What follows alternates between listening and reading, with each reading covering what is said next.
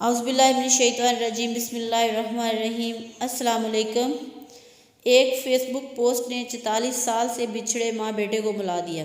Face بک کی مدد سے 44 سال سے بچھڑے ماں اور بیٹے ایک دوسرے سے ملنے میں کامیاب ہو گئے۔ حیران کن بات یہ ہے کہ ماں کو لگتا تھا کہ بیٹا زندہ نہیں، جبکہ بیٹے کا بھی ماں کے بارے میں یہی خیال تھا۔ 44 سال قبل اردن کے ایک شہری کی مصری اہلیہ نے وسام محمد کو جنم دیا تھا۔ اس جوڑے کے تعلقات اس وقت اچھے نہیں تھے اور طلاق کی کارروائی چل رہی تھی۔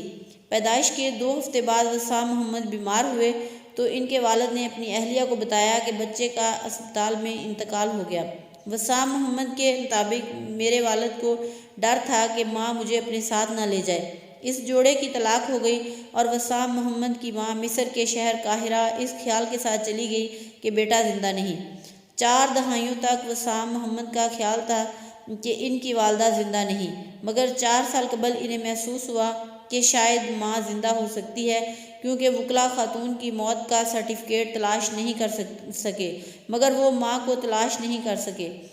2022 کے شروع میں اردن میں وسام محمد کی ایک رشتہ دار نے مصری خاتون کی تصاویر کو دریافت کیا۔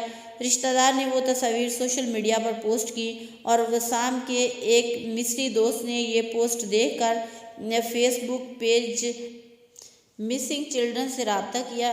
اس فیس بک پیج کا مقصد مشرقی وسطی میں گمشدہ بچوں اور ان کے والدین کو آپس میں ملانا ہے، جس کی بنیاد 2015 میں رکھی گئی تھی۔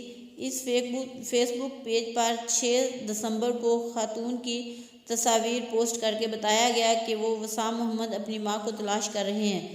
24 گھنٹے کے اندر فیس بک پیج اس خاتون کو تلاش کرنے میں کامیاب ہو گیا۔ 7 دسمبر کو وسام محمد ماں سے ملنے قاہرہ پہنچے اور ان دونوں کی ملاقات ایئرپورٹ پر ہوئی۔